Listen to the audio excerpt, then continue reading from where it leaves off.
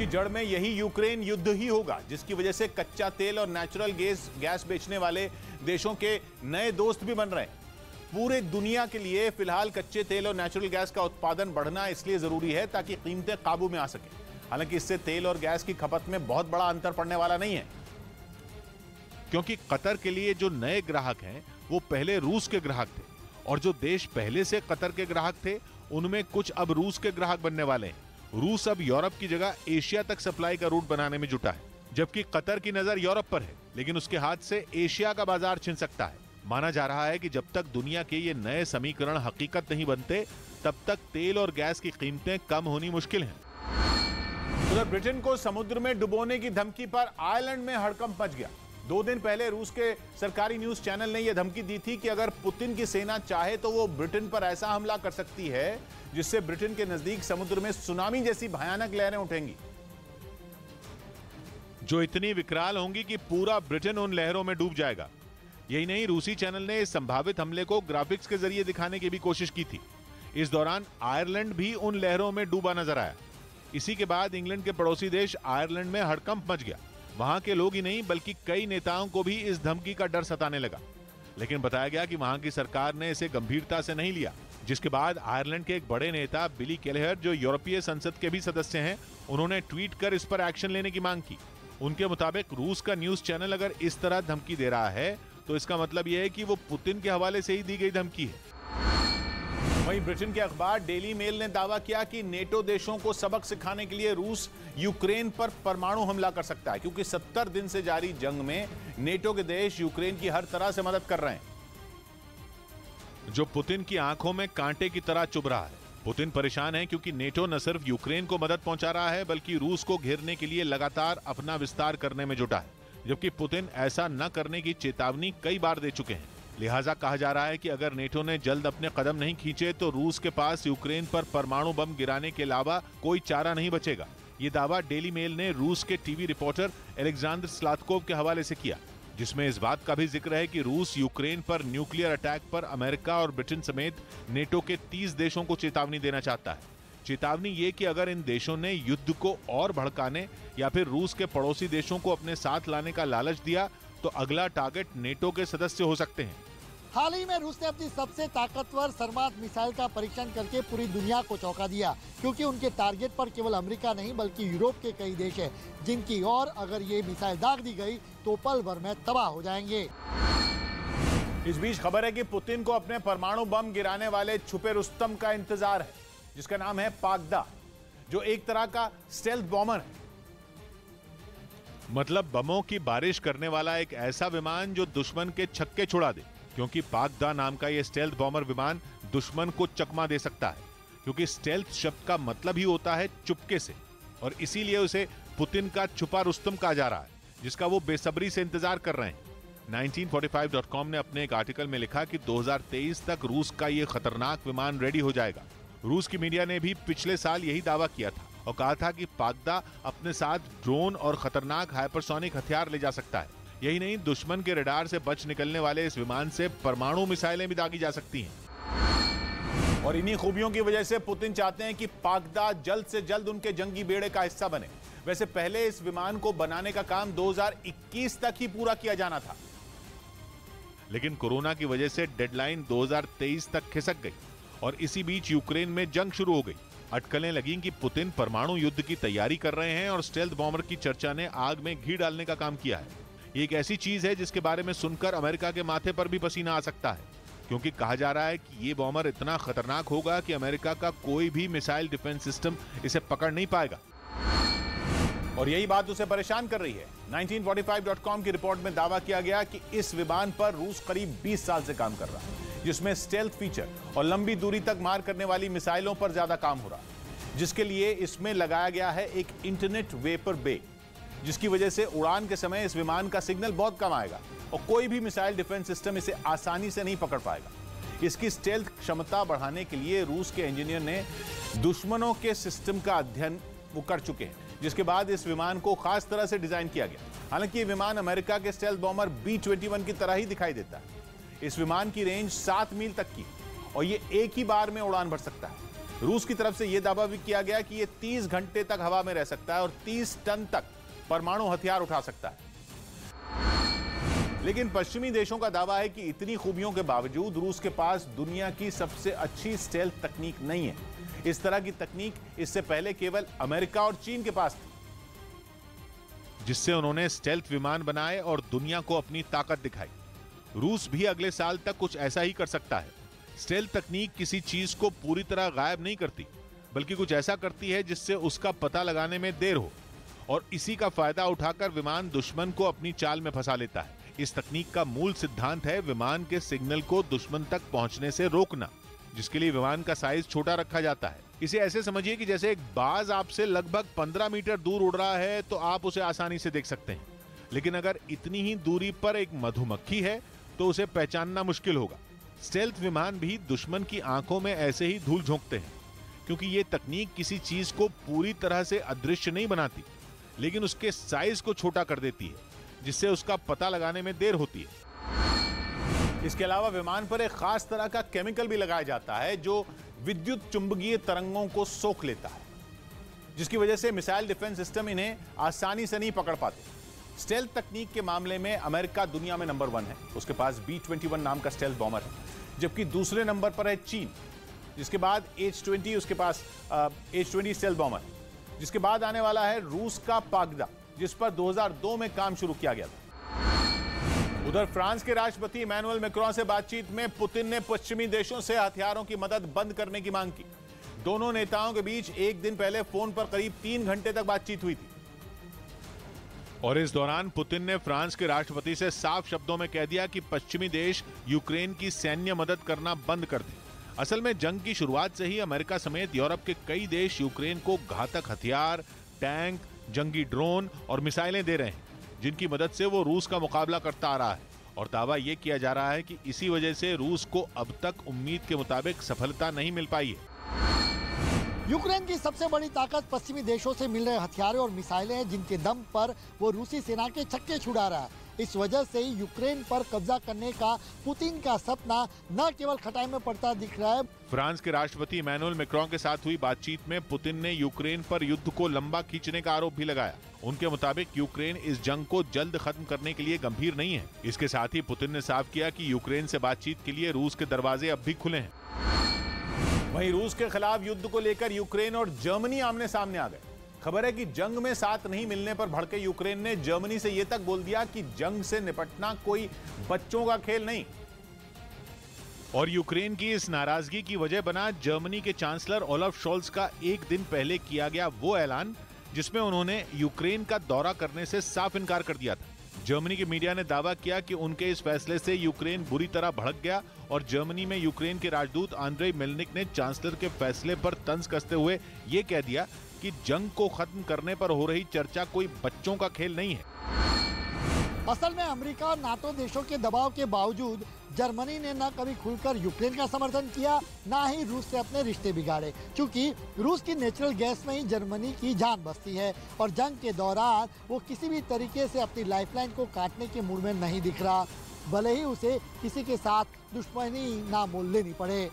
इस तकरार की शुरुआत पिछले महीने उस वक्त हुई थी जब जर्मनी के राष्ट्रपति पोलैंड के दौरे पर पहुंचे थे, जहां से उनका कीव जाने का कार्यक्रम था।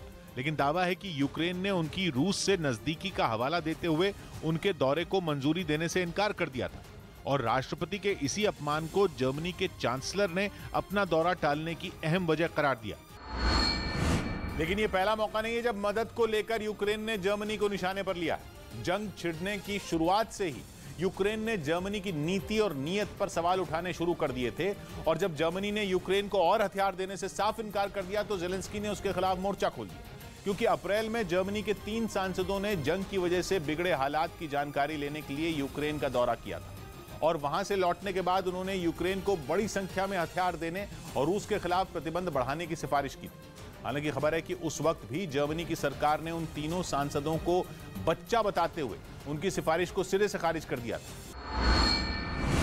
यूक्रेन की फौज ने रूस के सैनिकों पर आसमान से चुन चुन कर बम बरसाए। सबूत के तौर पर हमले से जुड़ा एक वीडियो भी उसकी तरफ से जारी किया गया। जिसमें एक जंगल के बीच बने कुछ सैन्य ठिकानों पर कई धमाके होते दिखाई दिए। जैसे ही हमले शुरू हुए, कुछ सैनिक इधर उधर भागते नजर आए। यूक्रेन ने दावा किया कि ये रूस के फौजी थे जो जान बचाकर भाग रहे थे। सामने आई तस्वीरों में दिखा कि कैसे जंगल की तरफ भाग रहे सैनिकों पर चुन चुन कर बम बरसाए गए। हमले के दौरान कुछ जवान जंगल के बीच छिपने में कामयाब रहे, लेकिन उन्हें भी बमों से निशाना बनाया गया। वहीं एक के बाद एक कई जोरदार धमाकों से पूरे इलाके में दहशत का माहौल बन गया। यूक्रेन ने दावा किया कि उसने रूस के कई सैनिकों को मार गिराया। हालांकि हमले किस जगह किए गए, इसकी जानकारी उसकी तरफ से नहीं दी गई। उधर यूक्रेन की सेना पर रूस ने इस बार एक बहुत बड़ा आरोप लगाया। दावा यह किया गया कि जंग में यूक्रेन की सेना काले जादू का इस्तेमाल कर रही है। इससे जुड़े कुछ सबूत भी रूस की फौज की तरफ से दिए गए, जिनमें सबसे खास है दीवार बना एक काले रंग का बहुत बड़ा निशान। दावा किया जा रहा है कि यह दीवार यूक्रेन की फौज के एक अड्डे की है। डोनेस्क प्रांत में यूक्रेन की फौज का यह कैंप बिल्कुल सुनसान गांव में बताया गया। रूस की फौज के मुताबिक यूक्रेन के सैनिक इस कैंप में जमा होकर काला जादू किया करते थे। ये खबर ब्रिटेन की मीडिया में सुर्खियां बटोर रही है। वहां के अखबार रूस की सरकारी न्यूज एजेंसी के हवाले से इन खबरों को छाप रहे हैं। लोगों के लिए ये दावा हैरान करने वाला है कि यूक्रेन की फौज काले जादू में यकीन करती है। यहाँ तक कि अब इस निशान पर रिसर्च भी शुरू हो चुकी है। कहा जा रहा है कि ये निशान किसी शैतान की पूजा करने के लिए बनाया जाता है। इसके अलावा इस निशान को बनाने में कई भाषाओं का इस्तेमाल होने का दावा है। कुछ एजेंसियों ने दावा किया कि ये भूत प्रेत में विश्वास रखने वाले कुछ लोग इस निशान की पूजा करते हैं और खास तौर पर किसी बड़ी जंग से पहले इस तरह की पूजा की जाती है। इस निशान में बने छोटे छोटे अक्षरों का इस्तेमाल शैतान से हथियार मांगने के लिए भी होता है। मतलब ये निकाला जा रहा है कि यूक्रेन के फौजी किसी शैतान की पूजा कर रहे थे, और पूजा भी ऐसे जिसके जरिए शैतान से हथियार मांगे जा सकें। रूस की फौज का दावा है कि उनके एक हमले के बाद यूक्रेन की फौज का यह ठिकाना तहस नहस हो गया और उस पर रूस का कब्जा हो गया। जब रूस के फौजी अंदर पहुंचे तो उनके होश उड़ गए। यूक्रेन की फौज के कैंप में भूत और पिशाच की पूजा से जुड़े और भी कई सबूत दिए गए। कुछ दस्तावेजों पर लाल निशान भी दिखाए गए। दावा किया गया कि ये निशान खून से बनाए गए हैं और ऐसे निशान शैतान को बुलाने के लिए बनाए जाते हैं। वहीं यूक्रेन से पुतिन की किलर ब्रिगेड का पहला वीडियो सामने आया। पुतिन की इस ब्रिगेड का नाम है वैगनर ग्रुप, जिसे उनकी प्राइवेट आर्मी भी कहते हैं। और कहा जाता है कि वैगनर ग्रुप के खूंखार लड़ाके 24 फरवरी से पहले ही यूक्रेन में घुस चुके थे। मतलब यह कि पुतिन की किलर ब्रिगेड जंग से पहले ही यूक्रेन में दाखिल हो चुकी थी, लेकिन उसने वहां जो तबाही मचाई उसका वीडियो पहली बार दुनिया के सामने आया। यह वीडियो यूक्रेन के डॉनबास का बताया गया। यह वीडियो डेली मेल अखबार ने शेयर किया, जिसमें दिखा कि वैगनर ग्रुप के लड़ाके दबे पांव एक इलाके में घुसे और ग्रेनेड फेंकने लगे। एक लड़ाका तो चुपके से एक घर में घुसा और फिर अचानक बाहर निकला और ग्रेनेड फेंककर भाग गया, जिसके बाद वहां जोरदार धमाका हुआ।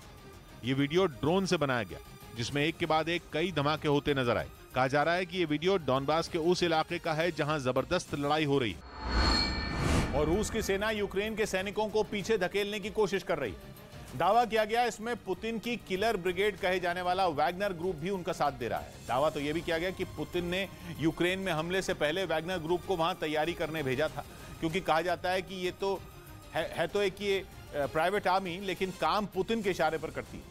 इस ग्रुप पर आरोप है कि वो पुतिन के आदेश पर दुनिया भर में कई खूंखार मिशन को अंजाम दे चुकी है। इस ग्रुप को वॉर क्रिमिनल भी कहा जाता है और उस पर 103 वॉर क्राइम करने का आरोप है। उधर यूक्रेन के साथ जारी जंग के बीच रूस के रक्षा मंत्रालय ने एक वीडियो जारी किया, जिसमें रूसी सेना का एक काफिला सुरक्षा घेरे में आगे बढ़ता दिखा। हालांकि यह वीडियो यूक्रेन के किस इलाके का है इसका पता नहीं चल सका, लेकिन वीडियो को देखकर यह अंदाजा लगाया जा सकता है कि रूसी सेना किसी बड़े हमले की तैयारी में है। रूस की तरफ से जो वीडियो जारी किया गया उसमें यूक्रेन के एक इलाके से रूस की सेना के टैंकों और ट्रकों का काफिला गुजरता दिखा, जिसकी सुरक्षा और निगरानी के लिए कई लड़ाकू हेलीकॉप्टर आसमान में उड़ते नजर आए। एक हेलीकॉप्टर काफिले के आगे चलता दिखा तो एक उसके पीछे, जबकि एक हेलीकॉप्टर काफिले के साथ साथ उड़ता रहा। यही नहीं, इन पर दुश्मनों को ढेर करने के लिए रूस की सेना के जवान भी तैनात रहे, ताकि आगे बढ़ने के दौरान अगर जेलेंस्की की सेना से उनका सामना हो जाए तो वो मुंहतोड़ जवाब दे सकें। इस बीच रूस के एक बहुत बड़े कारोबारी ओलेग तिनकोव के जंग के खिलाफ बोलने पर पुतिन की सरकार ने उसकी कंपनी ही बिकवा दी, जिसका दावा न्यूयॉर्क टाइम्स की रिपोर्ट में किया गया कि बैंकिंग व्यापारी ओलेग तिनकोव ने इंस्टाग्राम पर युद्ध के खिलाफ जैसे ही अपनी आवाज उठाई तो उसके अगले दिन रूस के दूसरे सबसे बड़े बैंक में उनके शेयर को बेचने का दबाव उन पर बनाया गया। ये आरोप पुतिन की सरकार पर लगा। जो रिपोर्ट न्यूयॉर्क टाइम्स में छपी उसके मुताबिक तिनकोव के पास अपने शेयर बेचने के अलावा दूसरा कोई विकल्प नहीं बचा था, जिस वजह से मजबूरन उन्हें कंपनी में अपने 35% शेयर बेचने पड़े, वो भी बिना मोल भाव के। न्यूयॉर्क टाइम्स के मुताबिक ओलेग तिनकोव को पुतिन के खिलाफ बोलने की सजा मिली, जिनका आरोप तो यहाँ तक है कि ऐसा करने के लिए उन्हें धमकी भी दी गई और साफ तौर पे ये कहा गया कि शेयर के बदले जो रकम दी जाएगी वो उन्हें रखनी होगी। लेकिन कहा यह जा रहा है कि उसकी कुल कीमत का महज 3% ही उन्हें मिल पाया। बताया गया कि ओलेग तिनकोव ने पोस्ट किया था कि इस जंग से किसी को कोई फायदा होता नहीं दिख रहा। उनका दावा तो यहाँ तक है कि रूस के कुछ दूसरे कारोबारी भी इस युद्ध के खिलाफ हैं, जो सार्वजनिक तौर पर सबके सामने आकर इस बात को नहीं बोल रहे। खबर है कि रूस के ये कारोबारी अब किसी गुप्त जगह पर रह रहे हैं, अपने कुछ सुरक्षा कर्मियों के साथ। तिनकोव के मुताबिक उनकी जान को पुतिन की सरकार से खतरा है। वहीं नेटो से जुड़ने के बारे में सोच रहे स्वीडन पर दबाव बनाने के लिए रूस ने अब प्रोपेगेंडा कैंपेन शुरू कर दिया है। रूस स्वीडन को नाज़ी बताने में जुट गया है। इसके लिए वो स्वीडन के जाने माने नागरिकों को निशाना बना रहा है। रूस इससे पहले स्वीडन को नेटो से दूर रखने के लिए सीधी चेतावनी से लेकर परमाणु हथियारों की धमकी भी दे चुका है।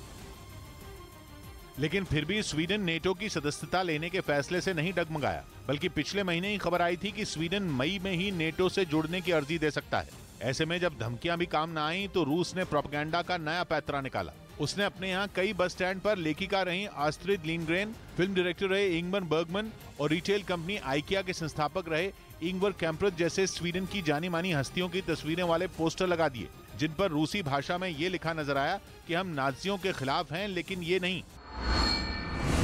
उधर यूक्रेन ने दावा किया कि पुतिन वहां के लोगों को भूखा मारने का स्टालिन प्लान बना रहे हैं। मतलब ये कि यूक्रेन कहना चाहता है कि पुतिन यूक्रेन में भूखमरी के वैसे ही हालात पैदा करना चाहते हैं जैसे 1932-33 में हुए थे। क्योंकि यूक्रेन का दावा है कि पुतिन वहां से लाखों टन अनाज निर्यात कर चुके हैं, जबकि यूक्रेन के लोगों के पास पेट भर अनाज नहीं है। मतलब ये कि यूक्रेन कहना चाहता है कि पुतिन उसके लोगों को भूखों मार रहे हैं। यूक्रेन की centre for strategic communications and information security नाम की संस्था ने यह दावा किया और आरोप लगाया कि पुतिन वही कर रहे हैं जो बरसों पहले सोवियत राज में जोसेफ स्टालिन ने किया था, क्योंकि एक बार फिर यूक्रेन में गोलोदोमोर नाम के अकाल जैसे हालात बन सकते हैं। जोसेफ स्टालिन को तब के सोवियत संघ का तानाशाह भी कहते हैं। उनके नाम की चर्चा सबसे ज्यादा इसीलिए होती है क्योंकि कहा जाता है कि 1932-33 में स्टालिन ने अपने फायदे के लिए यूक्रेन के किसानों को भुखमरी की आग में झोंक दिया था। और यूक्रेन ने आरोप लगाया कि पुतिन भी वही कर रहे हैं। यूक्रेन का कहना है कि रूस ने यूक्रेन से 4 लाख टन अनाज निर्यात कर दिया है। यूक्रेन ने दावा किया कि अनाज खेरसोन और डोनेस्क से निर्यात किया गया। इसके अलावा ज़ापोरिजिया और लुहांस्क से भी अनाज दूसरे देशों को भेज दिया गया। दावा किया गया कि हर क्षेत्र से 1 लाख टन अनाज का निर्यात हुआ। यूक्रेन का कहना है कि अगर यह जारी रहा तो वहां एक नए तरह का गोलोदोमोर अकाल आ सकता है। गोलोदोमोर का मतलब होता है जानबूझकर पैदा किया गया अकाल, और यूक्रेन को डर है कि पुतिन वहां कुछ ऐसा ही कर रहे हैं। दूसरी तरफ ब्रिटेन में पोल्ट्री फार्मिंग का धंधा चौपट होने की कगार पर है।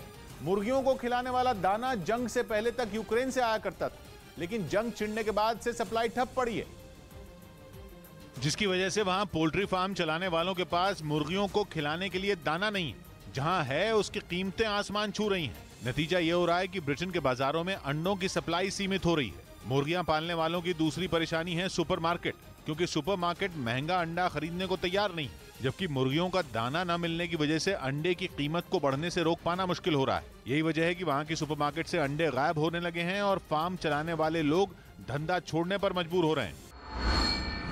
वहीं यूक्रेन से भिड़े रूस की अब इजराइल से भी बुरी तरह ठनती दिख रही है। बीते 4 दिन में दूसरी बार रूस और इजराइल फिर आमने सामने आ गए, और इस बार रूस ने बड़ा दावा करते हुए कहा कि इजराइल के भाड़े के सैनिक यूक्रेन पहुंचे हुए हैं और उसकी तरफ से रूस से लड़ रहे हैं, वो भी यूक्रेन के अजोव लड़ाकों के साथ मिलकर। यह इल्जाम बहुत बड़ा है और पहले से ही रूस पर भड़के इजराइल को और आग बबूला कर सकता है। रूस के विदेश मंत्रालय की प्रवक्ता ने पुतिन का समर्थन करने वाले स्पुतनिक रेडियो को दिए इंटरव्यू में कहा कि इजराइल के किराए के सैनिक अजोव लड़ाकों से कंधे से कंधा मिलाकर यूक्रेन में लड़ रहे हैं। अजोव रेजिमेंट यूक्रेन के मारियोपोल में हथियारबंद लड़ाकों की एक दक्षिणपंथी ब्रिगेड है, जो कि अब यूक्रेन के नेशनल गार्ड का हिस्सा है और उसी की तरफ से इस जंग में रूस से लड़ रही है। लेकिन अजोव रेजिमेंट को हिटलर की विचारधारा का समर्थन करने वाले नियो नाजियों की बटालियन भी कहा जाता है। और रूस का दावा है कि यहूदियों का देश इजराइल अपने दुश्मन हिटलर के रास्ते पर चलने वाले उन नाजी लड़ाकों का ही साथ दे रहा है। रूस का इल्जाम ये इसलिए भी चौंकाने वाला है क्योंकि ये आरोप उसके विदेश मंत्रालय ने लगाया है, वो भी इजराइल पर। ये रूस के साथ तनातनी तब शुरू हुई जब रूस के विदेश मंत्री ने हिटलर का जिक्र करते हुए इजराइल पर हमला बोला था। इजराइल पर यूक्रेन के नाजी कहे जाने वाले अजोव लड़ाकों से हाथ मिलाने का आरोप लगाकर रूस आग में घी डालने का काम कर रहा है, क्योंकि अभी बीते रविवार को ही उसके विदेश मंत्री के हिटलर पर दिए बयान के बाद दोनों देशों के बीच हालात गरमाए हुए हैं।